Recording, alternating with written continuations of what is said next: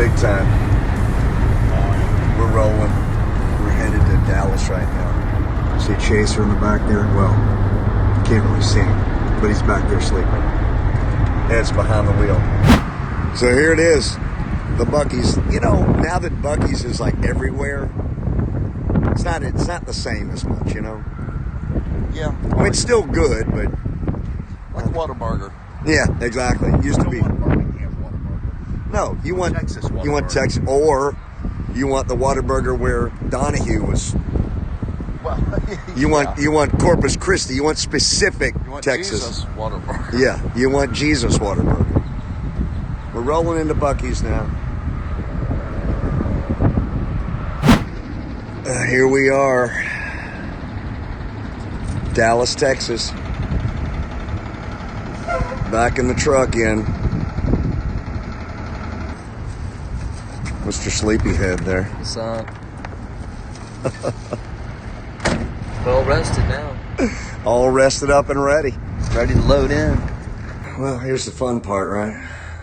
The best part. The best part, emptying this truck out, all the gear. Taking all of this, including the pink case. If somebody wants to play guitar, I'll just do this all day.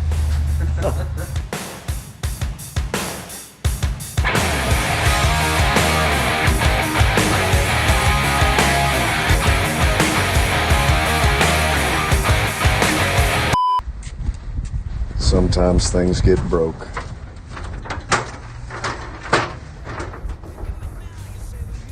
It's always nice to be in the bathroom right over the urinal, and there we are.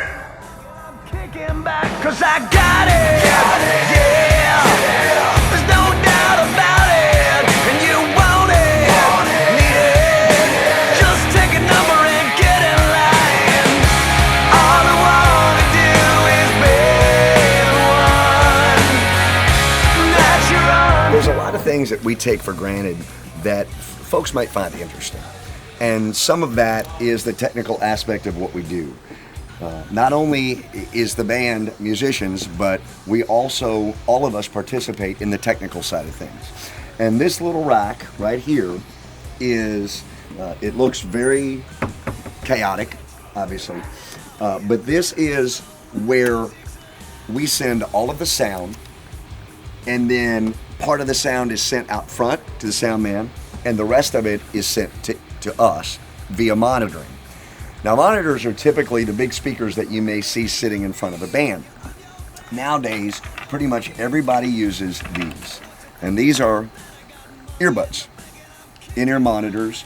I am proud to say that the Velcro Pygmies were one of the first bands ever to use in-ear monitors, to the point that our sound man actually created the system for me to use. He made it out of a old school little transmitter that you would use for television. And it was very, very crude, but it worked. And so I've used in-ear monitors forever. This up here be my wireless mic. And nowadays, everything can be done pretty much with a laptop or an iPad. So what used to be a big console that would have a bunch of knobs on it that you would turn this speaker up and turn the drums and the guitar, now it's all in a little digital format right here. And then as you see down here, and again, it's all kind of, it's road weary, but each one of these represents the transmitter for somebody's in-ear monitor. This is where all the inputs come in, just some electricity, a couple of spares there. These are the antennas. We got some drawers here. And so people that come to the show, sometimes they'll see this on stage and not really know what it is. And that's it. This is how we hear ourselves, and this is how we take all of the sound from all of the instruments. All of those go right into this right here, and then we send that back to Pete at the front of house, called FOH, or front of house, and then that's how he mixes all of the sound that goes into the speakers. This right here is connected through there's a router down in here. See the little green light? Router just like you would have at home.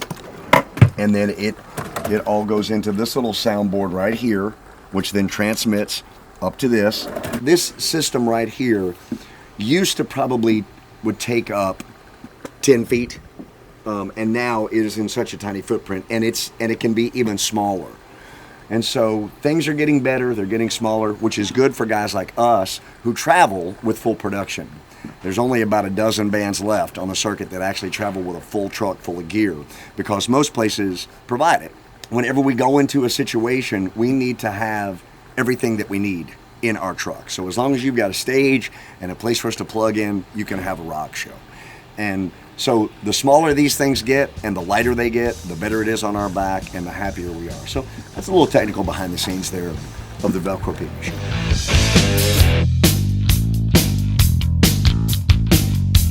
I play Epiphone Thunderbirds. A lot of people hate on the Epiphones because they're not Gibsons. But you know what? You see all that damage? All the licks, all the dings.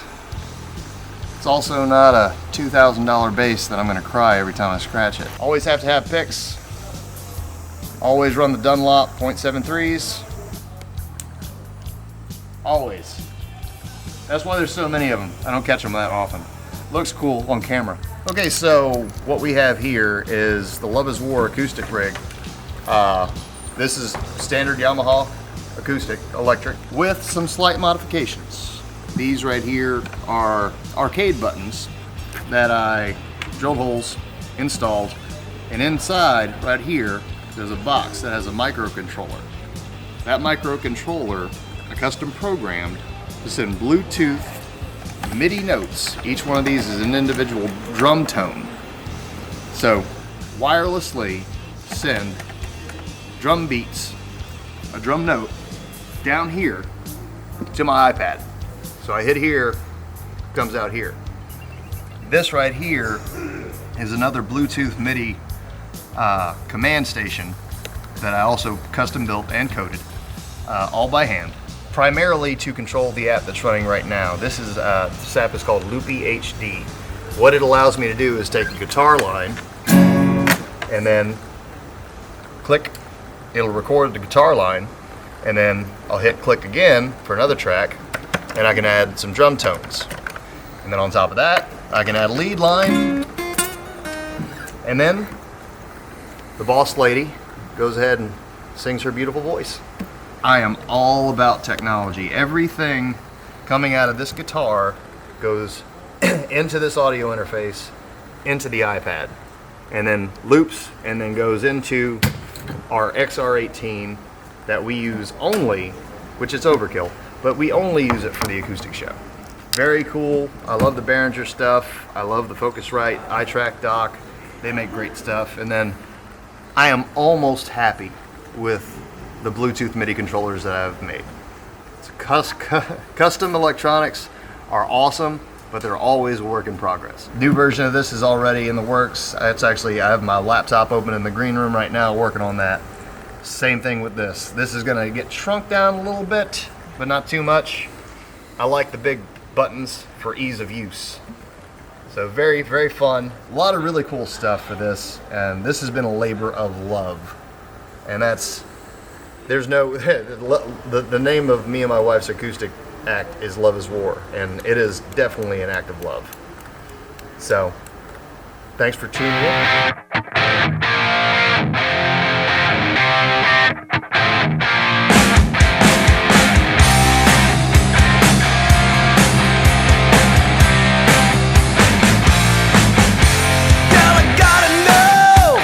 About to get ready, but I'm going to show you my guitars and my gear, all the stuff I'll be using tonight. So I'm all on Les Pauls. It's the only kind of guitar I play. 2 of these are standards, and 1 of them is a custom, which I just got back from Kevin Magnificent, as Cam calls him. He put these new pickups in it for me. It's a JB and a 59.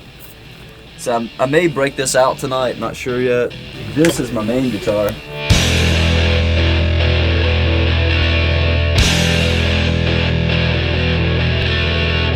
Just got this new strap too. It's pretty cool. Yeah, like we love these straps. They're made by DiMarzio, and they're the clip lock straps. If you look right here, that's how you take it on and off. And a lot of strap locks, they snap in right here and they come off all the time. So we like these because they stay in place, but they're always the most boring straps. Like it's like a black seat belt. And then I found this cheetah print one and was just stoked. I had to have it. Actually get something fancy for a change. Fits the part.